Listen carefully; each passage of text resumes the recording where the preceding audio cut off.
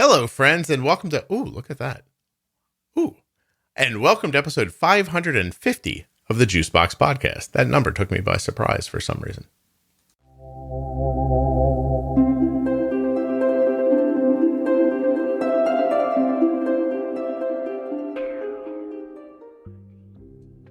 On today's episode, I'll be speaking with Nina, who has type 1, and so do other people in her family.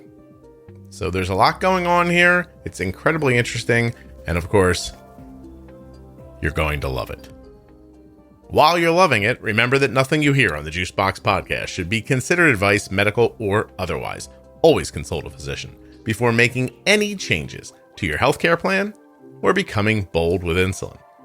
I love that part. Always consult a physician. That comes out of my mouth like, boom, 1, 2, 3. Scott, what's your name? My name is Scott. Scott, what do you say in the middle of the thing? Always consult a physician. Always consult a physician. I can't not say it. Always consult a physician. I might have to edit that out. That was terrible. No, you know what? I'm leaving it in. Always consult a physician. It's a lot about breathing. Like, always consult a physician. It's almost like it's one word. Always consult a physician before making any changes to your healthcare. You see it? It's just boom, boom, boom, rolls out. All right. Podcast. Here it comes.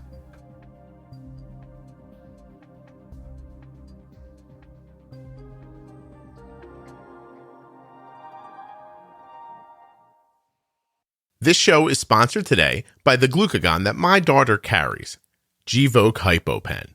Find out more at gvokeglucagon.com/juicebox. You can support type 1 diabetes research and the Juicebox Podcast. All you have to do is go to t1dexchange.org/juicebox. They're looking for type 1 adults and type 1 caregivers who are from the United States to participate in a quick survey that can be completed in just a few minutes, right there from your phone or your computer. I mean, you can do it just sitting on your sofa. It's super easy to do. I did it in about 7 or 8 minutes for Arden, and you can too. It's completely HIPAA compliant, absolutely anonymous, and you'll be helping people with type 1 diabetes just by giving them simple answers to simple questions. Questions about living with type 1. So if you've ever thought about supporting people with type 1 through research, this is an incredibly easy way for you to do it. You don't have to go to a site or see a doctor. And the questions are shockingly simple. I was actually surprised when I took the survey.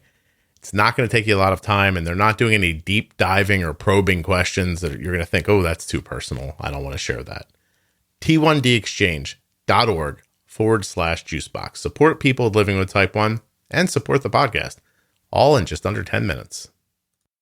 Hi, Scott. I'm Nina Izikowicz. I have been type 1 diabetic since I'm 17 years old. So that, I'll let you do some math here, 23 years. And I also have a type 1 diabetic daughter who was diagnosed about 1.5 years ago. So you're 40. I am 40. Look at that. 7 and 3 is 10.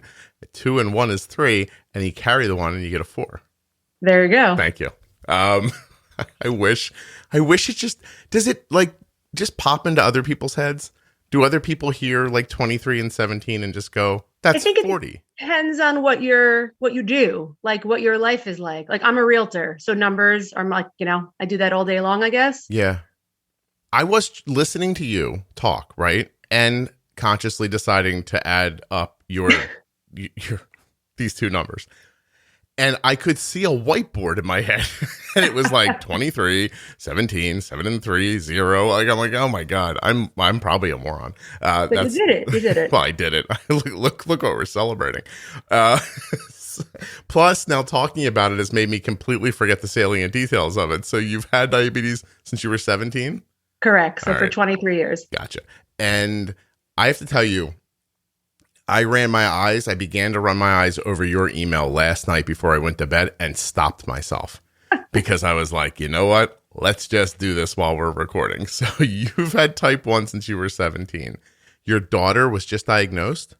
She was diagnosed in October 2019. Okay, 1.5-ish. Yes. Right. But I also have a type 1 father, type 1 brother, type 1 niece. So those that say it doesn't run in the family Come meet me. I don't know who says that. But I've heard it. I've definitely heard people say that. do you find it's not genetic? I'm like, really? I beg to differ. It's hard to wrap your head around the idea that it's not. I always thought people just said that so you felt comfortable. Like I don't know. Like your daughter's diagnosed and they go, don't worry, it's not genetic. Right. Like as you're looking at your other 7 kids behind you thinking, oh my God, oh my God, oh my God. I don't know. I mean, I'm sure there's a doctor that could come on and tell me the real skinny, but type 1, forget type 1, autoimmune issues appear to travel in family lines. Seems obvious to me. That everyone in your family ended up with type 1 is fascinating. Are there other autoimmunes or just type 1? So I have thyroid issues, hypothyroidism. I have a different daughter who also developed that. I have a niece with celiac. There's stuff. There's definitely stuff. Do you have Hashimoto's or do you have No, so my daughter does. I do not. Interesting. So you have hypothyroidism. She has Hashimoto's. How old's the Hashimoto's daughter? 15. How old's the girl with type 1? 9. Do you have any other kids? I have 2 other kids. Are they like themselves?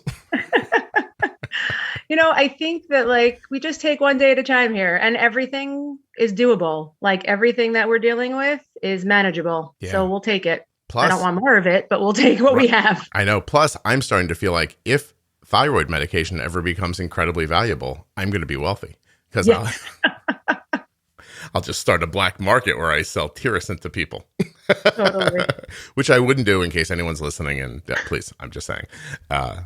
Okay, so daughter, you know what? I got to tell you, Nina, I'm going to need a notepad for you. Hold on one second. I just realized I don't have a clean sheet of paper here. I'm about to get behind. 9, type 1, 15, right. Hashimoto's. You're 40, type 1, hypothyroidism. Your dad? Type 1. Dad, type 1. Who else? I have 2 brothers. One is type 1. And his daughter is type 1. Daughter type 1. Okay. Anything else? That's it. 1, 2, 3, 4, 5 type 1s. 1, 2, 3 thyroids. Good times. Wow. You're getting close to like a Christmas countdown song. Yeah, it's a little bit crazy. No kidding. Okay. So give me a second. People are like, Scott just knows the questions to ask. Not when there are this many questions. Scott doesn't know what question to ask next. I'm ready. I'm ready. Go for it. I'm going to start with what made you want to be on the podcast, I guess. So I have to say, when my daughter was diagnosed, and we can kind of get to that whenever you're ready. I don't want to jump in, but it was on the other side of it. As much as I knew a lot and honestly knew more than everyone in the hospital was trying to teach us and educate us, I was like, just get me out of here. I know more than you're telling me. Mm-hmm. But I didn't know what it was like to be a parent of a child with type 1. And I think I must have been on a Facebook group, and I saw something about Juicebox Podcast. I quickly went to, look at what it was, and I started listening. And I guess I know you've had other type 1 parents on before, but I felt it as like I was learning about type 1 from the other side of it, and things that I was already doing. Like from day one, I never counted carbs. I was never hospitalized when I was diagnosed. So I kind of just did my own thing. Mm-hmm. Like I had a brother who was diagnosed years before me. So I basically diagnosed myself. I was 17 years old. I was going to the bathroom a lot. I was like, oh, this isn't normal. I took his blood sugar machine, changed the needle, cleaned my finger. I was like, oh, I don't remember. I was probably 350, 380, something like that. I was like, okay. Went to find my parents. I was like, yeah, I think I have diabetes, guys. They were like, that's fine. We already have a drawer for that. So right, exactly. And I remember they called the pediatrician, and he said, like, let's just start on a little bit of insulin, but there's no need to go to the hospital. Like, you guys know what you're doing, and we don't need to. I wasn't in DKA. I must have caught it somewhat early, mm-hmm. And so I never really got that education, which I guess in some ways might have been better, because I'm not the type of person that could have handled counting carbs. Like I was on shots for years, like needles and not even pens, but needles and vials for years. I don't remember when I made the switch to pens. I don't even think it was for like a good amount of time. I think I really was on needles and vials for a long time. And the pens only I used occasionally, like travel. I don't know why. It was like a luxury. Mhm. I'm not sure if it was an insurance thing or just I was very comfortable. Like this is what I know. This works for me. I don't need to go on a pump. I'm not interested. Like this is years ago. Can I ask? Yeah. Because it seems just when you're talking, like if I had to guess, you're more of a self-starter than waiting for somebody to tell you what to do. 100%. And when a problem comes in your face, you think we can do it, not, oh my God, we're going to die. Yeah, I think that's always been my attitude. Like, okay, like this is not fun, but I'll deal with it. And I'm incredibly interested always in this small aspect of people that one person can hear something and think, and they shrink, and they're like, oh no, like who will help me with this? Where do I hide? How do I get away from this? And some people hear that thing and they're like, I'm going to get on a horse and point a sword at people and run forward and see what happens. It's super interesting, the different responses that can come out of people. I don't think you have a choice sometimes. Like, also, I guess it wasn't like, wait, what? What is type 1? What is diabetes? What is this? Like, it was in my family. I knew. I grew up with a brother who had it. So it wasn't like, I can't live with this. What am I going to do? It was like, okay, how are we going to figure this out now? Yeah. It's just, I'm sorry. I was just going to say, it's just fascinating because I just kind of literally last week finished a conversation with somebody and we never really dug into their sibling, but their sibling got type 1 too and just didn't handle it. Like they were in the exact same situation as you were, meaning they had an older sibling who had type 1 diabetes. They were diagnosed and they just did the exact opposite of you. And it's not like the person's like, I'm sure, they're like kind, nice, educated, you know what I mean? Like thoughtful. They just, that first reaction seems to be so important about. Yeah. Different personalities, I guess. It just is. It's that simple, I think, but it's just fascinating to hear that. I mean, you really just, listen to what you did. You diagnosed yourself. You didn't go to the hospital and you just figured it out. What did figure it out mean? Because that's 23 years ago. What was your measurements for success and health then? So, I was a senior in high school. So I was not, the one thing I said from the beginning was like, my close friends will know, but this is not something I'm like shouting from the rooftops. Like, I don't want everyone to take pity on me. I hated the like, oh, I have a sugar-free piece of cake for you or you're coming. I was like, please don't, like, I don't want that. I don't need that. It is not actually sugar-free. It does not do anything different than that chocolate cake that's sitting right there. And I just didn't want that conversation. I was very private about it. Yeah. I also was planning to go abroad to study my freshman year of college. So that was like something my parents, I know, were like, okay, like I think I was diagnosed October and I was going away that like following school year. So we had like just under a year to kind of get everything into place because that was clearly happening still.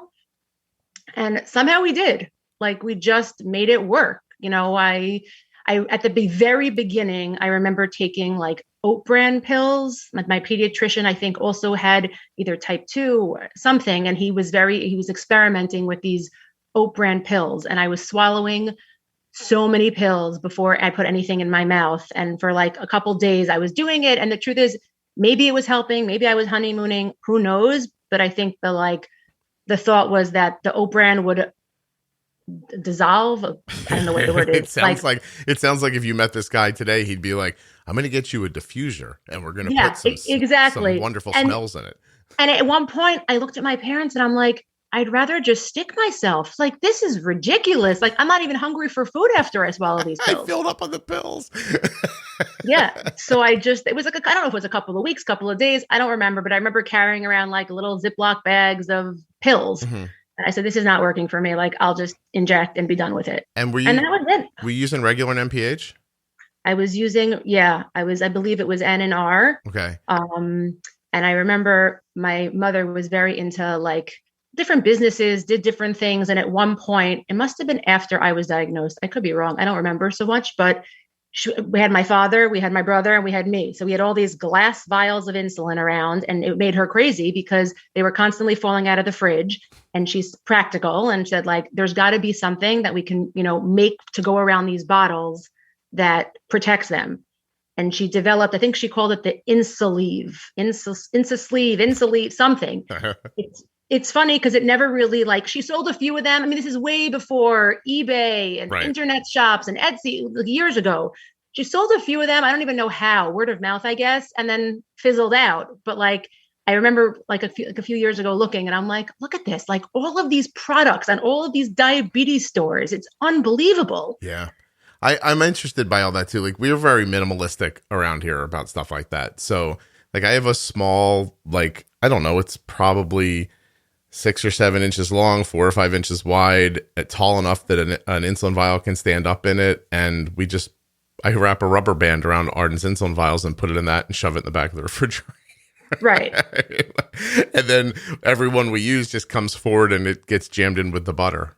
And if it looks like it has butter on it, somebody wipes it off before they use it. I feel like also now the active vial that we're using sits out on a dresser because we're constantly doing pump changes now. Mm-hmm. Years ago, I kept it in the fridge. You needed to inject, you went to the fridge, took it out, it fell out. There's less in and out of a fridge, I would say. So less. Yeah, less time for I have no trouble with opening a vial and leaving it out in an air conditioned environment. I don't worry about it. And to be honest, during the winter, it's not like we're heating the place to 85 degrees. You know, it's usually about 68 or maybe 70 in here. I don't know. Like, I don't see, as long as you don't have it out for more than a month, I've never really seen any big deal with it.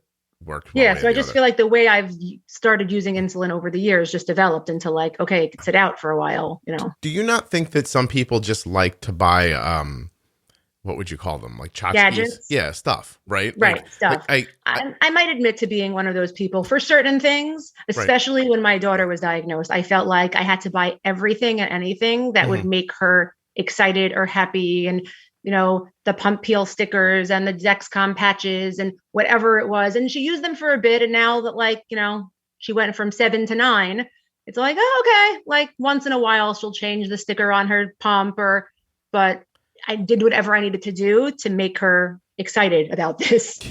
Yeah, I don't not get that. I just think some people lean into the most recent example I have is Kelly got me like this little drone. So you just fly it up in the air.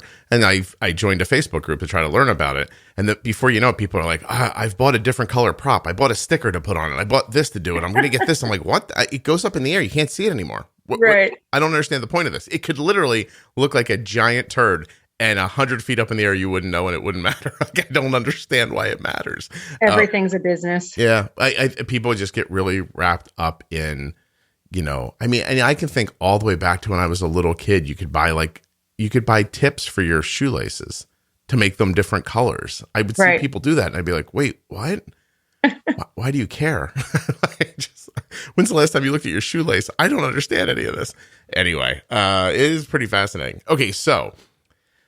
Back on track, you've got diabetes for a long time. You come through that RNN process, which, you know, I've had enough conversations with people now to know that it's fairly laid back, meaning you'd get up in the morning, give yourself some insulin, go about your day, and your goal was basically like, what? Don't get dizzy? Yeah. You know, I definitely remember checking my blood sugar throughout the day, but I was finishing high school. I started college. I definitely did not walk around with a meter in my bag, like for sure not. I wasn't wearing a glucose monitor at the time. I checked. At that point in my life, I felt when I was low, I had symptoms. I knew, I treated, I moved on. Was I 70? Was I 40? I don't know. When I got shaky, sweaty, whatever the symptom was that year, because it has changed over time. Yeah. I treated, and I would check. I definitely didn't check before every meal. I mean, like, I really did the bare minimal, but my A1Cs were fabulous. Well, that insulin was very like blanketed. It just, you ate at certain times to keep yourself from getting low is basically how that worked. Yeah. Yeah. It was like, and it worked and it was fine. Right. And at some point I must've made the switch over to like, I guess Lantus or something. Like, I don't even remember. I love that you've had it so long. You don't know. I don't, it just became something that I did. I didn't really think about it. And looking back sometimes I'm like, how did I make it through a year abroad? Like, how did I do these things? But I did. Do you think if we had a giant macro view of you, if we had a God drone and we put it up in the air and followed you around for the last 23 years, we would see you just barely missing dying like every couple of days? There was definitely one time when I was walking around. I was in Israel for the year, and I remember like walking. I was walking a lot, and I remember my legs like feeling shaky, and I was like, "Oh, I walked a lot. That's." And then at one point, I was like, "Oh, my blood sugar is probably low. I should probably eat something." Like it took a while for me to even realize like that's why I was feeling the way I was feeling. Yeah. Now, so there's definitely moments like that. For people listening who are modern day managing, can you please tell them that if they were using Novolog and Lantus, they could not have lived like that? Oh yeah, no, definitely not. Right. Definitely it's specific not. Different to that era, insulin. different lifetime. Yeah. And I will tell you now, I have a pump and I have a Dexcom, and it's funny because I didn't get a pump until my first daughter was born in 2005. Mm-hmm. And I thank God never had like a low episode, was never hospitalized from, passing out. But there was one time my husband couldn't wake me up, like he in the morning, whatever it was, went to try, and I wasn't waking up. And I remember like feeling covered in juice, and he was shoving juice boxes in my mouth, and I finally came to. So we didn't have to like go anywhere, hospitalization, ambulance, anything. But I remember I was pregnant with my first daughter at that time. And I remember I looked back to check my emails. I have an email to my doctor, and I wrote to her like, okay, I think I'm ready to start talking about a pump. And she was like, well, you're pregnant, not the best time to start now. Let's talk after. And I was like, what? I finally said I'm ready. Like, we have to do this now. But she didn't want to start it in the middle of pregnancy. So I waited till right after I delivered. So I've been on a pump since probably 2005, right? So my daughter was born November 2005. So you didn't have an opportunity to have any babies on a pump. That was your last one, right? No, she was my first. Oh, she was your first. That was my first. So I had 3 other kids. I was on a pump for all of them. Okay. Was there a big difference? I think, yes, the answer is yes. I was definitely easier to control. I think I'm very, if you couldn't tell yet, type A, very like, I need to know I'm in control personality. Mm-hmm. So I made sure I definitely was checking more during my first pregnancy. I was, I actually found some blood sugar logs that I had scanned in an email to my doctor. Like, I was like, I've never logged my numbers ever. But when I was pregnant, I was diligent. I wrote everything down. I wrote down what I was eating, how much insulin I was taking, changed the doses as needed. But once I was on a pump, it was much easier. Hold on 1 second. I have to tell Arden to give herself some insulin. Go for it. Add 20 carbs to last meal. That's some loop stuff right there, in case you're wondering. Okay. So I find this interesting because you are very proactive and like do it yourself. But before I move forward, I want to understand, do you know what your A1Cs were through your 20s?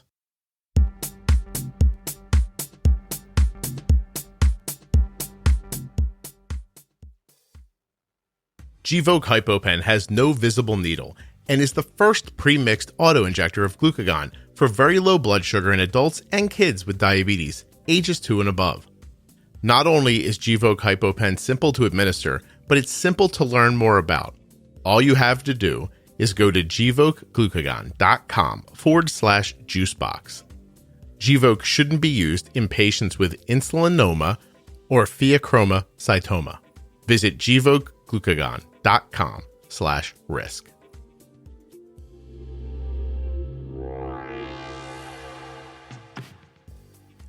All right, guys, I have a personal goal. Between now and the end of Diabetes Awareness Month, I want to be personally responsible for adding 2,000 new survey responses to the T1D Exchange. I need you to help me. T1dexchange.org/juicebox. You head over there, you fill out the survey, and you're done. HIPAA compliant, completely anonymous, super simple answers, and you're going to help people living with type 1 diabetes. Past participants have helped bring increased coverage for test strips, Medicare coverage for CGMs, changes in the ADA guidelines for pediatric A1C goals, and there's more coming. I have a meeting coming up with them soon where they're going to tell me more stuff that's been happening. You can help. They're not going to ask you difficult questions. They're not incredibly probing or too personal. They're just about living with type 1 diabetes. Now, all you have to be is a type 1 who lives in the United States or a caregiver of a type 1 who lives in the United States. And you're on your way. T1dexchange.org/juicebox. Use that link, answer the questions, and just like that, you've helped to make the lives of people with type 1 diabetes much, much easier. And you've supported the podcast. So if you're enjoying the podcast or you want to help, or a combination of the two, or just one, say you don't want to help, but you want to help the podcast. Go ahead and do it. Say you don't really like the podcast, but you want to help, and go do it for that reason. Now, if you love me and you love people with type 1, no brainer. T1dexchange.org/juicebox. Get in there, take the survey. Please, please, please, please, please. Thank you, thank you, thank you. 2,000. I want 2,000 by the end of November. I think we can do it. By we, mostly I mean you listening, because I've already done it.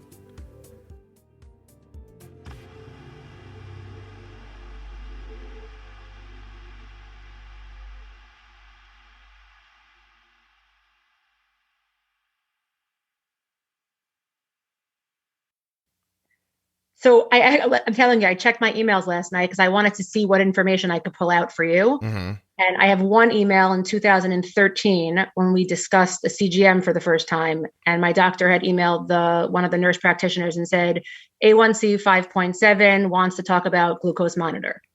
They were probably like, oh, this lady. So, I mean, I've been pretty well controlled, but I will tell you a lot of that was because I ran low. Mm-hmm. I was bold with insulin before bold with insulin was a thing. Or smart because you didn't know what was happening. Right. So you're basically, I just think of that as tricking the A1C test. Like you're throwing off the way it comes to that number. If you have a bunch, I guess in a way, but I don't remember ever being like 350. Like I didn't run high. You know, occasionally if I had a bagel, if I had a bowl of pasta and I didn't know how much to bolus for, like I said, I never counted carbs. So it was like, all right, I'm eating this. I mean, I think that's what we do with Arden also. This. All right, that looks like 50. Let's go with that. Right. And if I was a little high after, okay, I took a correction. Like no big deal. It's interesting the words you use though, because back then, because I'm wondering how they compare with the words you'd use now. Because you're just like, you know, I was harder to control that day. Like, you know what I mean? Like there are times when it was harder to control. Like you said it during pregnancy, which I understand. Like, but right. At this point now, and I'm guessing you and I have not had this conversation. It's not in your text, in your email, nothing like that. If your blood sugar is 150 for more than an hour, you're probably irritated by that and trying to get it down, right? So yes and no. Okay. Because I have a crazy busy schedule. Well, Sunday through, I mean, basically 6 days a week, Sunday through Friday. Usually I don't work Saturdays. But I'm a realtor. I'm busy all day long. So a lot of times I'll see it. I mean, I have a Dexcom, it's beeping. I also wear a headset. So every text reads in my ear. It beeps in my ear. Like it's horrifying, isn't it? How loud is it? I don't know because I've never used the Follow app, or I've never used the actual Dexcom app because it's with Arden, but the Follow app runs through your earphones so loud. It is loud. And I keep trying to get these companies to have a volume control. Maybe you can speak to somebody. I get it. It needs to be loud for some people, but for not some people, there needs to be an option. And the truth is, I'm not as private as I was when I was first diagnosed. Obviously, especially once my daughter was diagnosed, I was a lot more open about me being type 1, but I don't want my phone beeping all day long. Like I didn't want that. So I wear a headset for work purposes, but it's the added benefit that it beeps in my ear, and it's not, and my daughter's numbers beep in my ear. I mean, I could be beeping all day long, but alerts are going off. All I know is if I have my phone up loud because I'm listening to something and I stop listening to forget it, and then that alert comes through, I think I freeze up like a cartoon character from the 60s. I'm like, ugh. Right.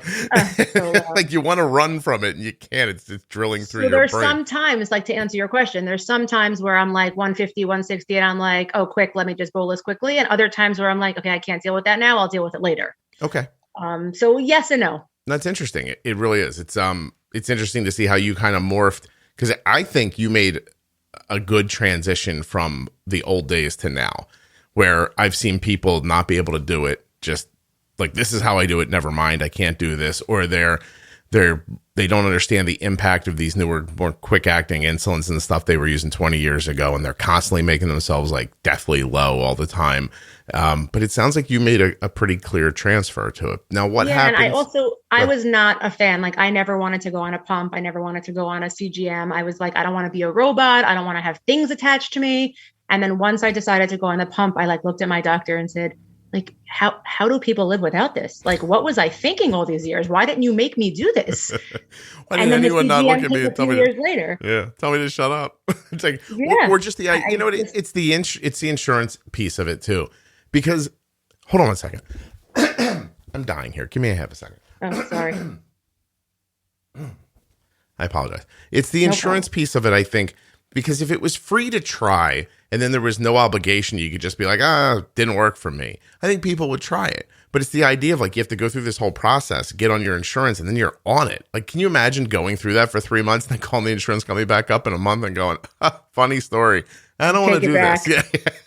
You know, I think if you could make that, and some companies do, I don't know. It's also like the learning curve. It was overwhelming to me. Like, I don't want to learn something new. This works for me. If my A1Cs would have been 12, 11, whatever, I would have probably been pushed earlier on, but my A1Cs were fine. So it was like, why do I need this? But anyone out there listening, get on a pump, get on a CGM. No one back then was talking to you about variability either, or keeping your blood sugar more like stability. That kind of stuff wasn't being not that I remember. Yeah, I don't imagine. Yeah. Okay, so how do you? I mean, you diagnosed yourself. I'm assuming you were able to diagnose your daughter pretty quickly. But how did that go? So we were actually away for the weekend, and she wet the bed, and which was very out of character for her.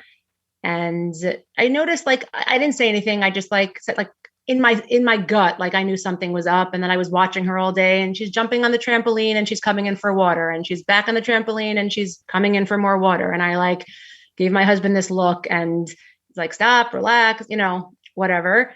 And then that was a Saturday, and I actually had a birthday party with friends Saturday night, and I didn't want to take her blood sugar. I said, like, I need one more night of normalcy. Looking back on it, I'm like, she could have been in a coma, but it all worked out. Sunday morning, first thing, I said, let's just check your blood sugar. Let's just see, I feel like something's up. So she was very good about it. We checked, and she was like 330, 350, something like that.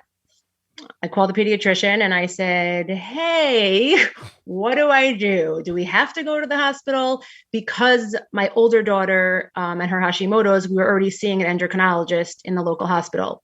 So I almost feel like it was like set up like that. Like, oh, I had this relationship already with this doctor. So my pediatrician also has a relationship with her. He's like, I'm going to call her. Let me see what she wants you to do. Gotcha. So I said, okay, but please, like, if I have to go to the hospital with her, like, one night, promise me not more than one night. And basically, I mean, I think we were there for 2 nights, but it was a smooth process. I mean, my daughter was a rock star. She was obviously scared and had no idea what was flying, but she was great. And I think it's easier when I can, show her that I do it. We called my niece, and, they checked their blood sugars together and introduced her to a whole world of people, some neighbors, like friends, people in the community that she never even would have known.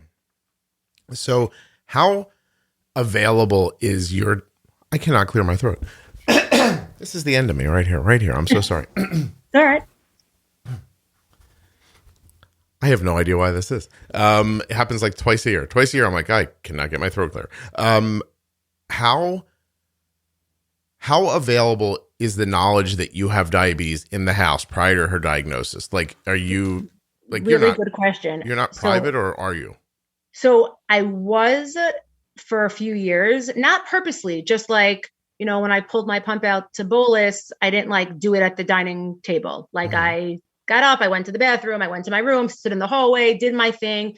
I rarely checked my blood sugar in the past, since 2013. Like, my kids were little, now they're older, but really since I got my CGM, I rarely checked. Even when I was supposed to calibrate with the old Dexcom, never really did that.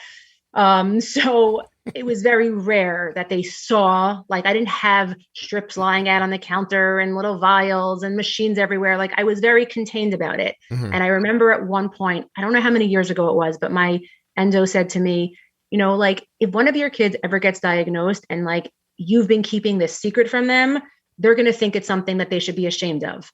And like, it really resonated with me. And I said, you're right. Like, you're totally right. And at that point, my kids were like probably old enough to understand, or the older 2 or 3 were probably old enough to understand at that point. And I didn't like make an announcement, but I was a little bit more like, oh, look, here's my pump. And like, oh, what's that, mommy? What do you do with that? And we spoke about it a little bit. Yeah. So it became a little bit more public. They knew that it wasn't like shout for them from the rooftops. Like when each of them learned about in science class in middle school, it always comes up, carbohydrates, diabetes. So one of my kids would always say, oh yeah, my mom has diabetes. And they'd come home and tell me, I'd be like, oh, great. But they knew that I didn't really care. It's just like, I didn't like want to be that, I don't know what the word is, like that sad case that everyone was like, the pity case. I hear that. I understand that people feel all different kinds of ways about it. And I get that you felt that way. I was wondering how long had her cousin had it before her? I would say about 4 or 5 years. Okay. So that was commonplace in her life. Correct. They live out of town, like they're in Florida and we're in Jersey. But still, it's a thing they're aware of. Okay. Correct, definitely. And we spent like holidays together, and we were together, and they definitely knew about it. So I think that was like a little bit of a comforting thing. I guess the adjustment was easier. Is your daughter ever around your father? Yeah, we live near each other. So definitely. And, it was at the beginning, tried to make it fun. Like everyone's pulling out their pumps and saying, oh, you're going to get a pump soon. And actually in my own community within like a few block radius there, we found like a WhatsApp group, and there's a bunch of kids her age. And, we get them together, I guess, pre-COVID more than now, but really try to like just show that it's normal. Like there's another kid in her school, and actually one was just recently diagnosed. So that made it a lot easier. We have a really good setup with the nurses. So like she feels like even today, she was packing up her bag, and I said, like, make sure you have snack. Oh, I don't need snack. We're having a candy party today. Oh, yay. And she's like, and you're going to let me eat whatever I want, right? Of course, whatever you want. Just, send me the pictures and we'll figure it out. What's your dad's vibe about management? He has a pump. I don't know. There's a warble in your voice just now. You're like, yeah. I feel like he's probably not as on top of things as he should be. I think his A1Cs are fine. I think like also he gets busy, like the pump will beep. We're like, you're low. Yeah. I'll get there. We're like, I'm the same way sometimes. So I kind of feel like I can't fault him. Mm-hmm. But I also feel like because of the Dexcom, it's like, all right, I'm only 65 or I'm only 50, but I'm straight. It's okay. I've been 35 and I'm walking around. It's all good. It's, all right. Now's a good time to say nothing you hear on the yeah. Go for it. I think none of us are saying that being 35 is okay. No, it's not okay. It's definitely not okay. But there are times where, the pre-Dexcom where I'm like, oh, I feel a little low. Let me check. I'm like, oh, look, I'm 35 and I'm still standing. Unbelievable. But I do not recommend it. You're fascinated by it while you're dealing with it. Exactly. No, I know. Arden got into the mid 50s the other day. And I was like, hey, if you do something right now, you can do it with food. I said, if you wait any longer, you're going to have to do it with juice. I was like, those are your decisions right there, And, right. And she's like, okay. But she's like, all right, well, in a minute, I'm doing something. She wasn't like panicked by it or anything like that. And she said she felt fine. But I wonder what that even means. Right. Well, the craziest thing is when, like, even though I'm type 1 and I know what a 50 or 65 is, when my daughter was first diagnosed and she was 68, I was like panicked. Oh my gosh, she needs something. Hurry up. And I was like, okay, wait a second. Like, I know what 68 is. Like, it's okay. She needs a juice box. She's going to be fine.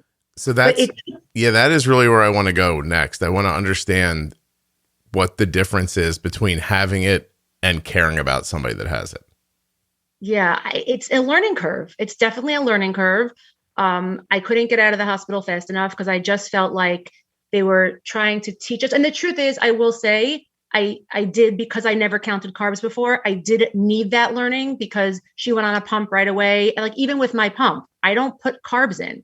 I just say 2 units, 3 units, 5 units, 6 units, whatever. Mm-hmm.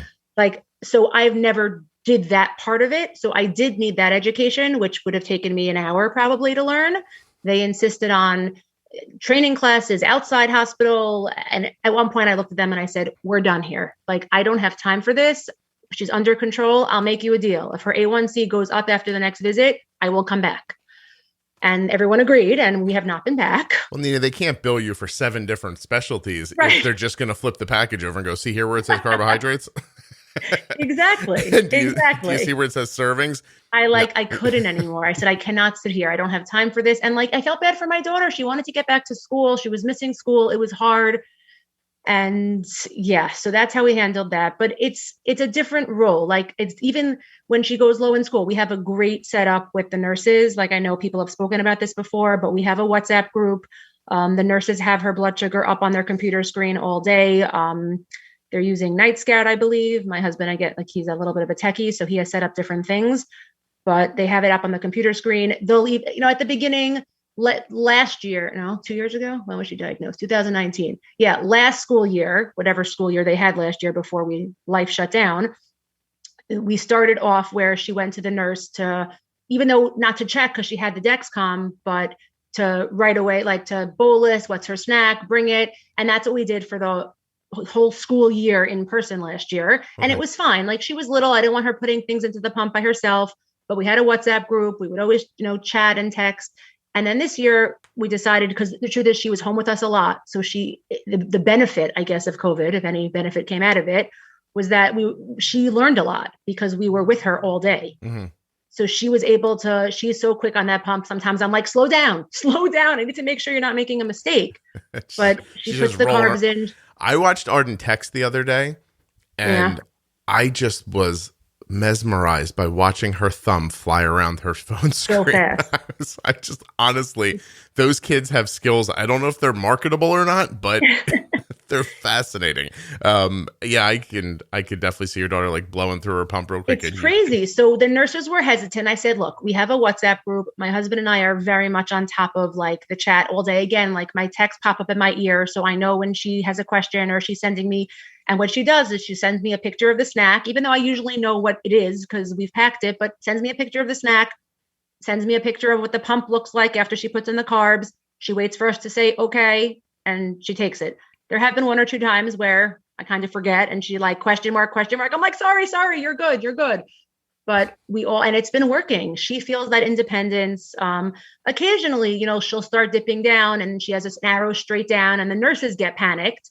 And I say, guys, like, it's okay. Like, she just had a juice box. Give it 10 minutes. Like, she's going to come back up. And if she doesn't, she'll have another half a juice box. I don't want her to be 300 because we're over treating. Mm-hmm. And they're very, very good about it. And Excellent. The communication's great. Like, I just feel like WhatsApp groups are lifesavers sometimes and other times super annoying. But So is this group just your family or is it other people at the school? No, so we actually have a few different groups. I have my daughter because she has a phone, so we set up WhatsApp for her on her phone. My husband, myself, and the 2 school nurses. Last year we had the teachers on it, but this year we felt like we didn't need to bother them with that. Like if we needed them, we have other ways to reach them. Mm-hmm. So we have that WhatsApp group, and then there's one with just my husband and myself and the nurses in case we have to talk behind my daughter's back about something that like's going on that she doesn't want to do or whatever. So we have that one, a lot of different groups going on, but for the most part, like everyone's very much on top of it. And, she's managing very well. I would imagine that part of the success of that is people being able to like vibe with it, like not get too crazy or be too involved, but just realize that being able to see you say to her, hey, what are you eating? And her saying this and agreeing on insulin and the nurse being able to just kind of look over her shoulder and go, okay, it's 1:00 and she just had insulin. I don't need to be involved in this. It's good that I know. And then that's the end. Exactly. Right? Even like sometimes like after breakfast, we try to reduce that spike, but sometimes she'll end up trending low. So like she'll be 79 diagonal down. The nurse will WhatsApp, should she take something? And I said, give her a minute, watch. And then she hits 70, it starts beeping and she writes, taking something. I'm like, thumbs up, great. Like she's on it. And I want to give her that independence. I don't want to head it off at 79, let her get to 70. Cause sometimes she straightens out at 77 and then ticks back up to 85. Right. Yeah. So I said, like, we got to just watch it. Like, let it ride a little bit. I as much as I think this might not be demonstrative of a statement for some people, I think for a lot of people it is like, you just have to know how to hang. And exactly, it really, whether it's, at a social setting or with diabetes, you need to know like when to speak up, when to wait a minute, when to just lay back and see what's going to happen. There's a whole science that isn't a science behind that around diabetes. And it changes every day. I always say, Yeah. like, just because it worked this way today doesn't mean tomorrow is going to be the same thing. Right. Like, it's just kind of every day is new. I think years ago on the podcast, I used to say a lot, like, you have to have the balls to wait sometimes. Like, Right. just to kind of wait a second to see what's going to happen. So I think at the beginning, that was very hard for me. Like, I was like, oh my gosh, she's in the 50s. Oh my gosh. Oh my gosh. But now if she has sugar in her, you have to give it a minute to hit. Like, you have to just wait it out a bit. Yeah. So I've gotten a little bit more comfortable with that. I think that's a big leap for you, honestly, because well, right away, like, the difference between you having diabetes and her is you've never, like, you described yourself pretty clearly. You were never concerned about your own safety. Right. You always thought you were just okay. In control. Yeah. But the minute, I was trying to explain this to my son the other day, the minute you have a baby, there's something, like, for some people, like, a switch gets thrown in your head, and now you're just like, I am just here on this planet to make sure that person doesn't get hurt. Right. And is happy. And those are my goals. My goals used to be so much more, but now it's just, don't let that kid get hurt. Don't let him not be happy. And it's different, isn't it? Where there's active insulin in another person and it isn't also you. When their actions are not predictable. Like, she's a kid. She's like, oh, I want to go on the trampoline now. Okay. And she, slowly but surely she knows, oh, I should probably have something before, or I just had lunch and took insulin and wasn't planning on going on the trampoline. Maybe I should have a snack. Yeah, that's probably a good idea. So like certain activities, and she's learning and she needs to learn. But that unpredictable nature of it made you, like, anxious? Not anxious. It goes along with it. I just feel like it goes hand in hand. You can't do anything about it. You just have to learn to live with it. Right. It's just the truth. Yeah, it's just what it is. And even if she jumped on the trampoline for an hour today and she went down, whatever, tomorrow she could jump for the same hour and not move. Like, it's just whatever she ate before, whatever insulin she has on board, it's all going to be different. Every day it varies. Right. And there are some foods that fight off the trampoline and there are some that don't. Right. Yeah. That's a lot of fun. Yeah. There's one other thing I wanted to just mention. I don't know. I will say I have listened to almost all of the episodes. I'm a little bit behind. Thank you. But I'm getting there. And we're Orthodox Jews. So we have like a Thanksgiving meal. Well, really two, every Friday night and every Saturday lunch. So in addition to all the Jewish holidays. So I felt like that was like something I wanted to just discuss and mention how, people go crazy about Thanksgiving and Christmas and all those things. And I'm like, we do it every week, twice. And it's a lot. It's a lot of food. It's a lot of unpredictability. Again, pre-COVID, we were at other people's houses. I didn't know what they were serving. You don't know what's coming out next. You kind of have to just roll with it. Mm-hmm. Well, all right, I'm going to go backwards before I do anything. Is there any through line with heritage and type 1? Like, I don't think so. Not that anyone's ever mentioned. Yeah, because I've been Googling while you've been talking over the last hour, and I don't see it anywhere. And I wasn't sure of your... Like, there's Ashkenazi Jewish, like, genetic testing that people do sometimes before they get married and things like that. I don't think I'm 99% sure that's not part of it. So I don't think that's something that would come up. I tried Hasidic and I tried Orthodox, and I don't see any Google searches that put the two together. Before you said you were Orthodox, I was just going through my Jewish Rolodex in my mind, trying to, like, think of all the groups that I could think of. and there's no tie that I can find that says that. So I was just wondering. But it's amazing, the resources, like even like Passover's coming up, and there is a lot of matzah, carbs, wine, grape juice, like as part of the meal, in addition to all the other food that's consumed in that like 2 to 3 hour period. And there's groups, there's WhatsApp groups, there's websites that break down the carbs and give alternatives. And like the resources that are out there today are unbelievable. That's excellent. And so it's a big meal, a big carby meal twice a week. Yeah. And you don't have any trouble at all. I mean, again, does it have to be a big carby meal? No, you choose what you put in your mouth, but you're sitting down for basically 2 Thanksgiving dinners twice a week, or dinner and a lunch. And it's just a lot. I mean, again, you learn how to deal with it. Like I said, I don't count carbs. So like, I'll sit down and I'm like 7 units, like that's what I need. And sometimes it works. And sometimes I think it works. And then an hour or 2 later, there's a spike. And honestly, those are things that I learned from my daughter. Like, protein spike? What is that about? And I hear you and Jenny talk about it. And I'm like, I've been doing this for 23 years. I eat string cheese. I eat turkey. Never thought twice about it. And I don't know that it always makes me rise. I'm pretty sure that there were times in my life where I've had, like, I was on no carb diets and I barely took any insulin. Yeah. But for some reason, at sometimes there is a little bit of a spike. Well, and even if you're on a low carb regimen, the spike, you should make quotes around, like, might not be 300. Like, you're correct. Like, correct. I think people, and I still have that basal going, so it could be that the basal is just covering whatever spike there is. It could be. You don't see it all. I will say there are some things that, without fail, I see in Arden, like French fries from certain places, gonna make her blood sugar go up like an hour and a half later. Like, just going to. That happens over and over again. But the same potato, not fried, I don't have as much trouble with. Right. I mean, we've learned, I feel like, Dunkin' Donuts, we've learned, you want a bagel and you want a donut? No problem. We have this. This is what you need before. This is what you need during. This is what you need when you finish. And like, for the most part, we have it covered. You figured it out. But it's trial and error. Listen, if you're not willing to take a couple of swings and miss, you're not going to figure out a number of these things. It's why you'll always hear me tell people, the most common question that I get is either how much or how long. Everyone wants a number.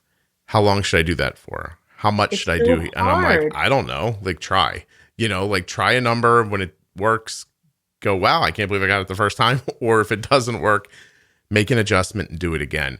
And that is incredibly difficult for so many people because they just are not empowered. And I hate to use like a cliched word. Like, I feel like I'm about to say think outside of the box, but most people are not empowered to make decisions about their diabetes. And therefore they stick with this very basic, like whatever they got told first. And then when it doesn't work, they go, oh, wow, diabetes is really unpredictable, isn't it?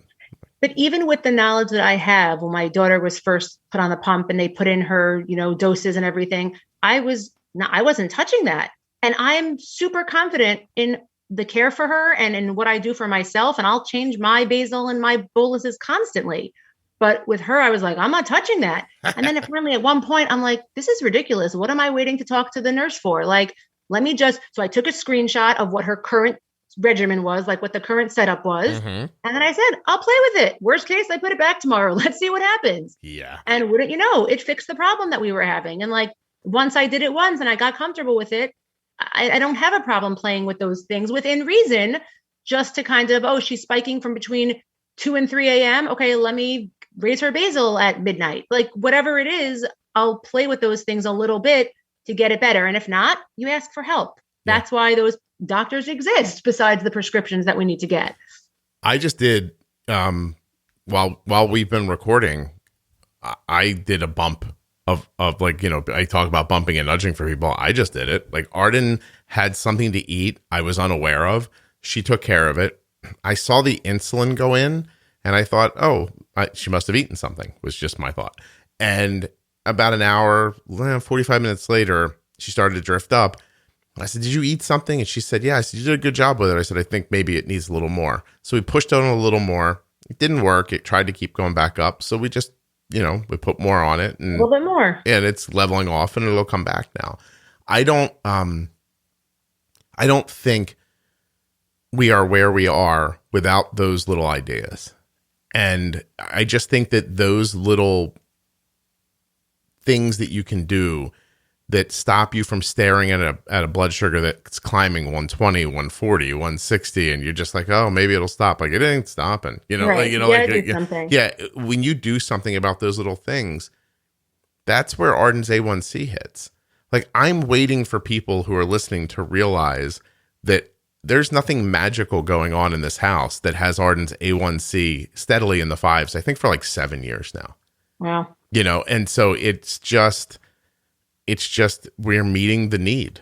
Your body's telling you, if you have a CGM, it's telling you that you do not have enough insulin here. It's not a set it and forget it type of situation. Never. You can set it, but you can never forget it. Mhm. And you have to constantly be adjusting for the needs. And, Yeah. you know, as she grows, the hormones, all those things, like I know we're going to have to be on top of it. Sometimes it's like we have 2 or 3 nights where it's steady line, straight as can be. And then the next night I'm like, what? Where did that 200 come from? Like we were just 118. Where did that out of nowhere? But then the next night we're back to normal. All the hormone stuff sucks. It's so terrible. And it's just so much extra work. And I swear to you, I have a boy and a girl. Hormones hit boys differently. It makes them Superman in their minds. You know what I mean? They're just like, I don't know if you have any boys, but yeah, I have 3 girls and a boy. Yeah. How old's the boy? Almost 14. It's just about starting to happen now. And but it gets to like, I know everything. I can do everything. You can't stop me. I'm like a locomotive, like that feeling from them. Totally. And that's the hormone thing. And then there's with the girls are just, it's more of like,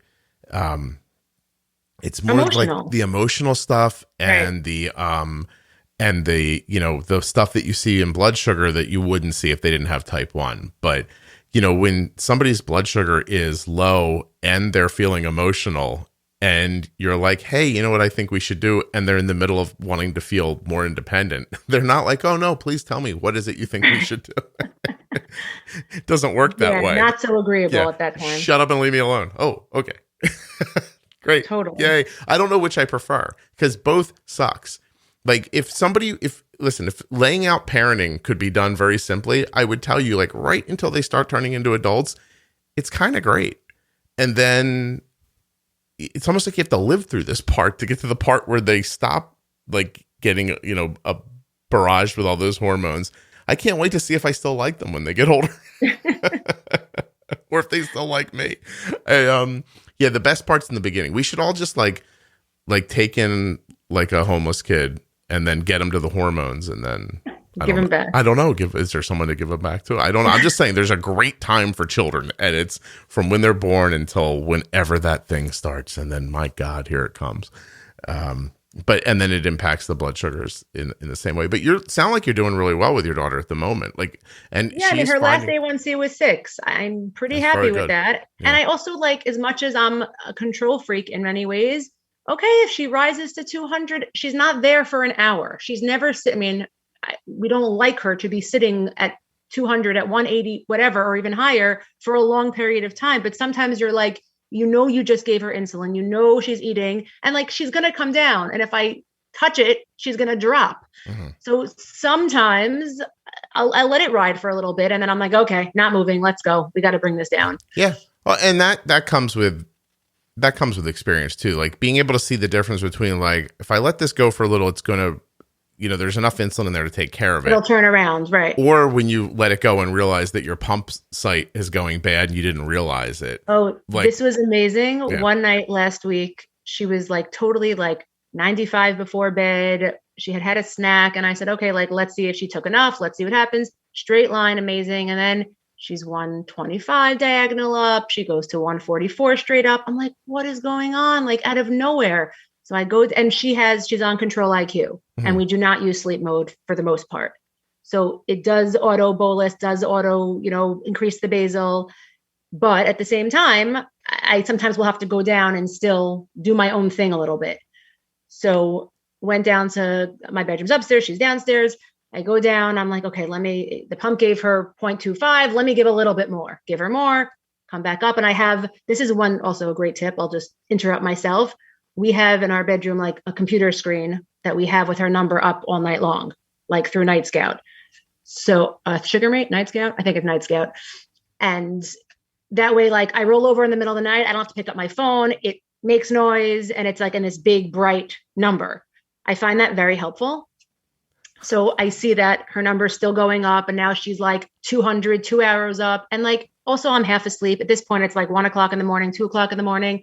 I'm like, forget it. I'm just changing her pump. Like it was fine all day. Something must have happened. She must have rolled over on it. So I prepare the cartridge, bring it downstairs. And like, I roll her over and I'm like, what? Her pump was not connected. She must have disconnected it somehow. And I'm like, are you kidding me? So I've been bolusing the insulin, dripping off onto her bed. And I was like, oh, okay. So I was happy I didn't have to wake her up because she would never want me to change it while she's sleeping. That was a deal we made. I will never finger prick or change pump unless I wake her first. So I was happy that I caught it, but I was like, how did that happen? That's super. And then of course in the morning, I'm like, did you put it back on after you showered? Like we're going through this whole thing. And she probably just disconnected it in her sleep. Yeah. I have to say that if it wasn't so late in the episode, I would stop right here and do an ad for Omnipod. Omnipod. Yeah, I know. I know.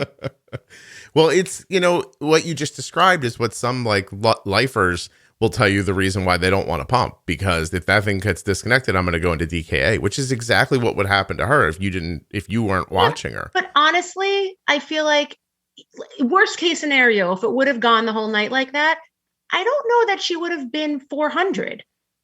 Like she had insulin in her. Again, I don't know. I'm not a doctor. I hear you. I just feel like by morning we would have realized, or if she got up to go to the bathroom in the middle of the night, she would have seen whatever it is. But to me, there's always a reason. Like if it's not working, either the site is bad or it's disconnected or the insulin is bad. So after a little bit of there's always a certain limit where I say, okay, we've bolused a couple of times. The arrows aren't moving. She's not budging. We got to change the site. And if we change the site, sometimes I'll take the site off and I'm like, it's perfectly straight. It's not bent. Great. Is it the insulin out? Let's change the insulin out. So I've come to think of it as, is the insulin doing what I expect it to do? Am I getting the response that I expect based on my history? I bolus here for this number in this situation. Here's what I expect to happen next. If that's not happening, then I start thinking, is the site okay? I have to be honest. I never really think, is the insulin okay? I know people are like, my insulin went bad, but that seems so I don't know. That seems like the last thing I think of. I've never had before my daughter was diagnosed. I don't think I ever would have thought of that. But now I feel like you're grasping at straws. You're trying to figure out a reason. Well, if it's not this, it's not this. It must be this. It must be the insulin then. And sometimes I'll change it all. And then before I even click it back in, double arrow down. I'm like, oh, see, it was working. It just needed another 15 minutes. I feel like I'd love to be a therapist right now and just ask you, Nina, why do you love her more than you love yourself? No. It is fascinating. This podcast has taught me a lot over the years. And one of the things I have learned that I think is absolute rock solid, you'll never be able to tell me differently, is that when people feel like they're doing things for other people, it often makes it, it makes it resonate for them. It makes it important for them. It makes them prioritize things differently. The amount of young girls who come on here and they're like, oh, 17, 18, 20, 23, I didn't really take care of it. And then I met someone and I started thinking about having a family, and then I got my A1C together.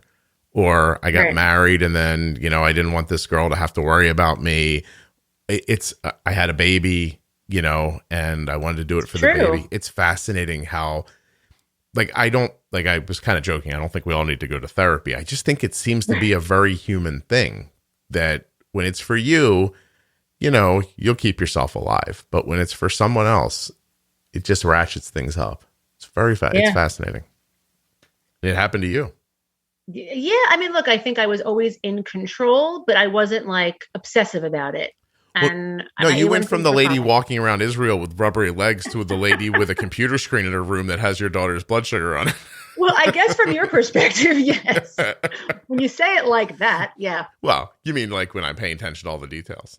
Yeah, I guess so. But I also, but that's what I'm saying. I learned more about how to care for myself because of how I'm caring for my daughter. I have changed a few things. Instead of me letting my low is at 70, my high is now, I think, at 180. Mm-hmm. And again, there were times, maybe my high used to be at 200, but there were times where I just it was beeping. I'm high. Yeah. Okay, fine. I'm not low. I'm not going to pass out. It's fine. It's fine. I'll deal with it later. But now I try not to do that. I really try. One of the reasons that I haven't switched, I'm on the Medtronic pump, is because I can do a remote bolus. To me, that is, I would love and I know Omnipod is all remote bolus, I think, from what I understand. You mean just like you don't have to actually pull the pump out to do it? Correct. Yeah. Like you don't have to pull out a device. It actually, the Contour Next meter is also the remote. Really? It links up. It's very cool.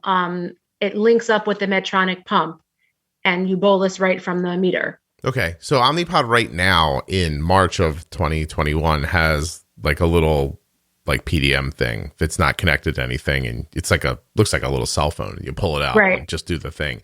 I think that most of the companies are trying to get to cell phone control. I'm waiting for that day. Yeah. Just fewer devices, fewer things, hopefully less noise. Guys, listen to me, please. Less noise. The FDA is not going to let them take the beeps away, I don't think. But I hear you. Like sometimes you're like, yes, I heard it. Just options for a little bit of a lesser decibel, maybe like something. I always talk to them about I always bring up like all the companies that I talk to. I'm like, if you ever use like Photoshop Elements is a good example. Yeah. You open it up and at the top, across the top, it says something like beginner, intermediate, expert. I don't know, something like that. That's amazing. And that would be awesome. And when you click on one or the other, it simplifies the app. Beginners get a more simplified app. Medium gets a little more tools. Expert gets full control. If you're a beginner, you need loud noises. I'm all for that. The FDA is not going to let them take away loud noises. But I hear what you're saying. Like, you can't tell somebody this thing's going to tell you if your blood sugar gets too low, except you can shut it off. You can shut it off. Right. I get it. Yeah. I get it. Yeah. You can stop wanting that. But yeah, I know. But that remote bolus feature is a huge plus for me because 2 seconds. Again, because I'm not so public about it, I'm not going to just pull my pump out and start bolusing or even pull out a PDM and start bolusing. This is literally like, the size of the meter. It's a little rectangle. It's nothing. Yeah, it's like a little remote control for it. Yeah. And it's just like, very discreet. No one knows what I'm doing, 2 seconds and I'm done. So I can bring that 180 back down pretty fast, but, assuming that I'm not doing 10 other things at the same time. But that Medtronic pump's not a loop. So you're using a Dexcom with that? So it's funny. It is a loop, but I wouldn't give up the Dexcom for anything. Okay. It doesn't work with Dexcom. It has its own sensor that my doctor and I were never a fan of. So I am not looping and my daughter is looping and I'm kind of jealous of her looping because I see what it does. And I'm like, that would be amazing if I didn't have to think about my 170 because it's being attacked on its own. So your daughter's using Control IQ with Tandem. Why don't you just switch to that? Because Tandem doesn't have a remote bolus feature. So Tandem, when you're ready for that, I'm on board. You are very fickle. What do you think? I am. You know what, though? It works for me. This is what I keep saying because my doctor also keeps pushing me, go on Tandem. And at one point I had an insurance issue and they only covered the Medtronic. And when my daughter was diagnosed, I fought for 9 months to get the Tandem covered. We finally won. And 3 days later, that insurance company covered Tandem. All right. It's like, are you kidding me? Before we move on, because I have another question for you. I know we're up on time, but I have one more question for you. But before we do, can I make an observation? Please. Okay. You told me that you fought getting a pump forever. And then you had your reasons why. then you did it. And then you thought, why did I never do this before? And now you're telling me because of the thing you pull out of your pocket to give yourself insulin, you don't want to move to an algorithm. I just want to say this seems like a repeat of the last thing. You are 1,000% correct. Of course I am. That's why the podcast is great and people love it. 1,000% correct. But again, there's a limit to everything, and there's only so much I'm willing to change. But it does come down to the noises. Like, it's not just about taking the pump out. That Tandem pump beeps a lot, constantly. Like, because I'm not looping. I guess if I was looping with the Medtronic, it would also beep a lot. I don't know why. I'm trying to figure out why the beep. I've never used a Tandem pump, so I'm not sure why it beeps so much. Maybe because the way we have my daughter's settings, if she's going high, it beeps. If she's going low, I want her to know in school, like she's not pulling it out to check every day. She only knows she's low when it beeps. I don't know if that's the pump then. Maybe that's her settings. What's her high alarm at? Right. So I'm saying maybe that's why she's beeping so much. She's also at 180. I don't. Arden's high alarm set at 120 on my phone. Yeah, I know, Scott. We all can't be like you. Well, what do you mean? There's nothing to be like.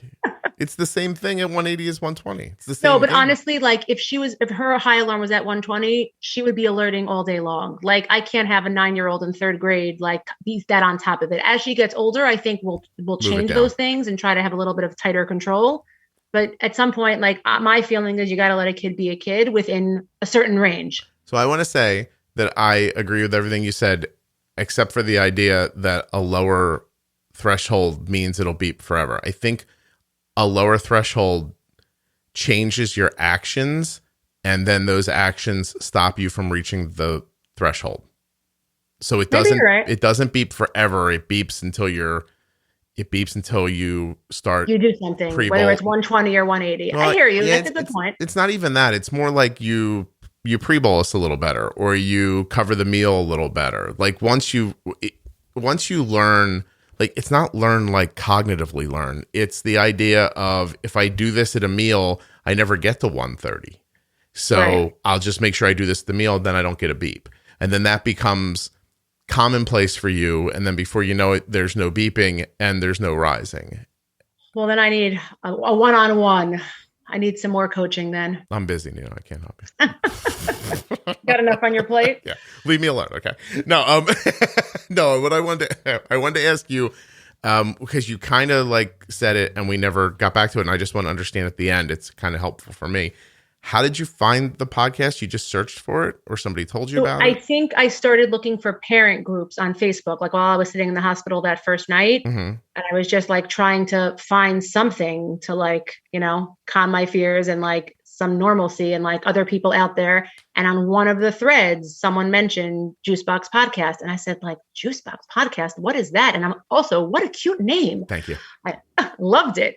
And right away, I found your Facebook page. I didn't start listening to the podcast probably for a while after, just because I didn't have free time. Every one of my free minutes was busy on, doctor's appointments and learning a new regimen and everything. But I think once she was back in school, I started listening. And I remember like my kids would make fun of me, bump and nudge. Okay. Bold with insulin. Okay. Stop. We know. Stop with your podcast. We know. But I really tried. Like it gave me the confidence to be bolder, even though I did it to myself. I always did that. I had no problem. Big deal. So if I go a little low, I'll take some juice. I'll eat some sugar. Big deal. Like I'd rather be a little on the lower side than be high. Mm-hmm. But I don't think I would have had the courage to do it if I didn't listen to the podcast and hear everything you say and your guests say. And it just gave me the confidence to say, okay. And I actually had my daughter on a Dexcom immediately because luckily I had an extra transmitter and sensor in my house. Yeah. And I was like, I was afraid to put it on her. Like I said to the doctor, like, this is okay, right? Like I could just do it. Nothing's gonna, and even though I know you put one on, like, of course you could just do it. But I was afraid to make a move without a doctor telling me it was okay. I wonder if you realize how valuable this conversation has been to hear you, Dr. Jekyll and Mr. Hyde, through the entire thing. Like, and I don't mean that in like a funny way. Like I really think for people listening, I'm happy. Yeah, it's incredibly valuable. Like you have this kind of bold, I can do it. This is not a problem. Better low than high attitude for yourself. Then your daughter gets it, and you're incredibly opposite of that. But just at the beginning, I just needed that like adjustment period. And honestly, I'm putting it out there. Like, feel free to share my contact information. Like, I love talking to parents who need that. Like, just diagnosed. Like, is life ever going to get back to normal? Because like I've been there. On both ends of it, as a kid and as a parent. I feel like you're undervaluing the reach of this podcast. We're not going to share your contact information. Well, I'm not saying share it right now. But did anybody reach out? I really am happy. I'm not a nurse. I'm not a doctor. I'm not giving medical advice, but I know what it's like to be there. Are you in the private Facebook group or just the public one? I'm not sure. You would love the private one. Oh, well then. Mm-hmm. It's Juicebox Podcast Type 1 Diabetes. You have to answer a couple of questions to get in to prove you're like a real person. That one then. That one's kicking. It's like up to 10,000. I'll double check. I think I am in the private one then, because I do remember answering questions like, are you a parent? Do you have? And I was like, I don't know if there was an option for both. And I was like, which one do I pick? Yeah, go there. Right. Am I a parent or a person with type 1 diabetes? I think I picked a kid for that one because that's when I discovered it. Can I be both? Right. I didn't realize I had to put that in as an option. I'm not so active on it. Like I really, my days are consumed with work. No, I'm just saying, if you want to meet people there, that is an incredibly active page. Right. All right. I'm happy to be of help if I can to anybody, been there, done that. I appreciate that. So the podcast just kind of gave you confidence. Yeah. It really just made me feel like it was someone whispering in my ear, it's okay. But only when I had the Dexcom. Like I never would have done anything without being able to see that number. Like when that Dexcom outage happened, I was like paralyzed. I was, how are we going to sleep tonight? What are we going to do? And then I started thinking like, how did my mother do this? Like my brother was diagnosed almost at the same age. How did she send him on the school bus? Yeah. Like, She didn't have that. She didn't know anything. And she was using the old insulin. Yeah. Like I just was like, how do you, that CGM is just a lifesaver in my mind. And anyone who has the ability to get one who doesn't is really just missing out. I think that you don't know what you're missing until you get it. Says the lady who won't move to an algorithm because of the controller. I'm ready to move. I just need them to tweak things. Listen, I've spoken to the pump companies. They don't want to listen to me, but I told them what I need. If these large corporations would just do what you asked them to do, you could. That's it. I'll loop. No problem. I'm fascinated how the word loop has become like Kleenex. Yeah. Because your daughter's using Control IQ, somebody who's going to be using, by the time this comes out, people will be using Omnipod 5. These are just different algorithms made by different companies, but somehow the word loop has become synonymous with using an algorithm-based system. It's very interesting how that happened. I do remember years ago, like someone telling me you can hack your pump and you could make it. This is before anyone really came out with an official loop. And I was like, what? Why would I want to mess with that? Like, I'm good. Yeah. Like everything was good. I can't tell you how well it works. It's really, it really works great. It just really does. I'll get there. Yeah. I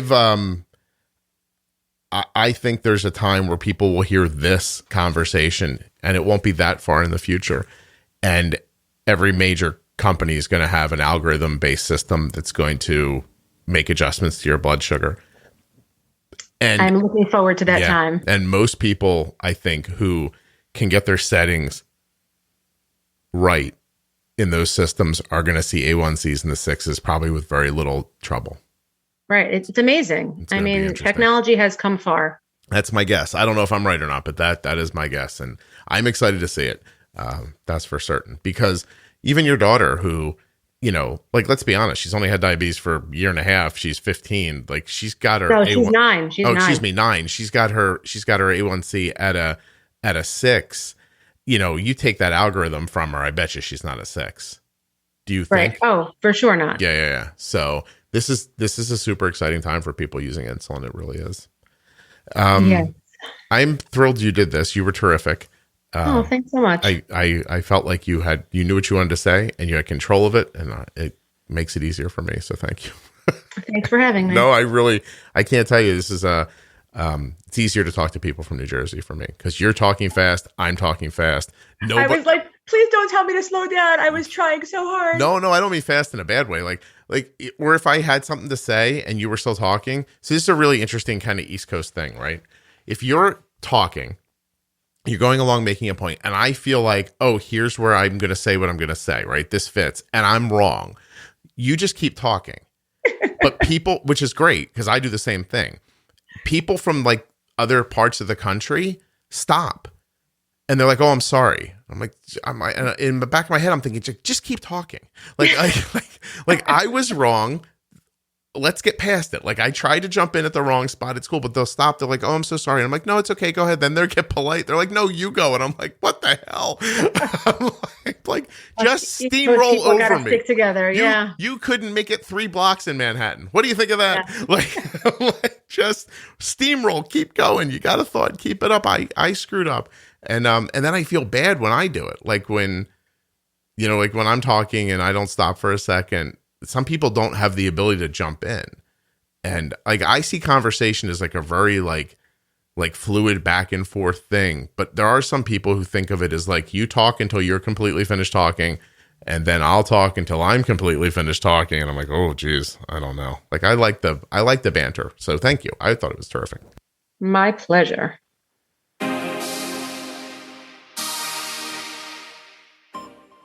I knew I was going to enjoy talking to Nina from the very first sentence that she spoke. She gave me her birth date or something and left some math up in the air, and she goes, "I'm going to let you do the math." And without pausing, she then told me the answer, and I thought, this is going to be fun. And she did not disappoint. Thank you very much, Nina.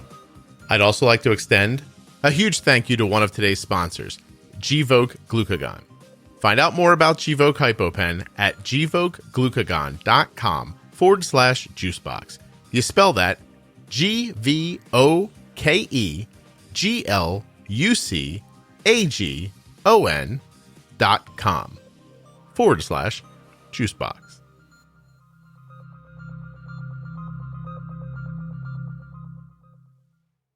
If you're enjoying the Juicebox podcast, please take time to share it with someone else who you think may also enjoy it.